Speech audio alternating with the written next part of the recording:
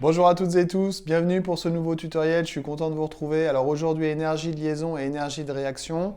Tutoriel qui fait référence à deux autres tutos déjà présentés et en ligne. SP106 sur la représentation de Lewis et SP150 sur les transformations exo- et endothermiques. Donc l'énergie de liaison que l'on note EL, c'est l'énergie nécessaire pour rompre une liaison chimique.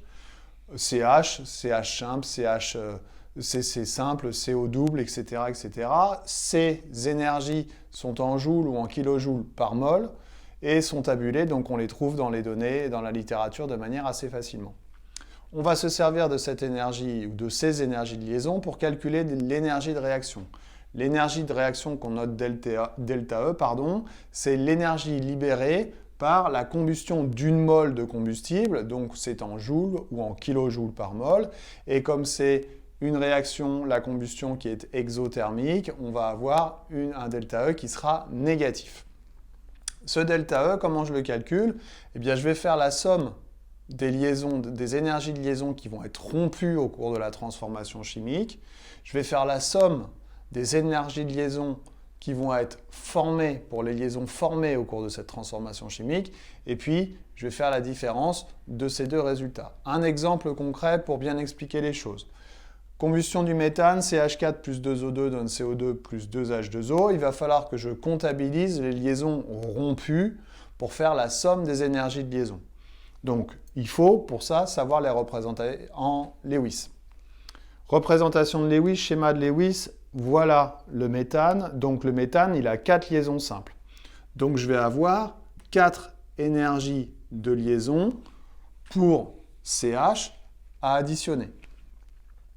Ensuite, le dioxygène. Le dioxygène, c'est des liaisons OO double. On a une liaison OO double, et sachant qu'il y a 2 ici, ça va nous donner 2 comme ça. On fait la somme en allant chercher les valeurs dans la littérature, ça nous donne ce que j'ai mis en orange. Ça, c'est pour les liaisons rompues. Qu'est-ce qui se forme? Eh bien, il se forme du CO2, représentation de Lewis, donc on a 2 liaisons CO double, et comme on en fait un à chaque fois, bah, ça reste 2.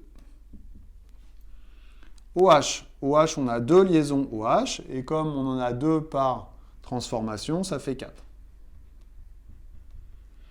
On va donc pouvoir calculer l'énergie de liaison en faisant la somme de ces énergies de liaison rompues, la somme de ces énergies de liaison formées, et en faisant la différence. Je vous rappelle que ce delta E doit être négatif ici dans le cas d'une combustion parce que la réaction est exothermique.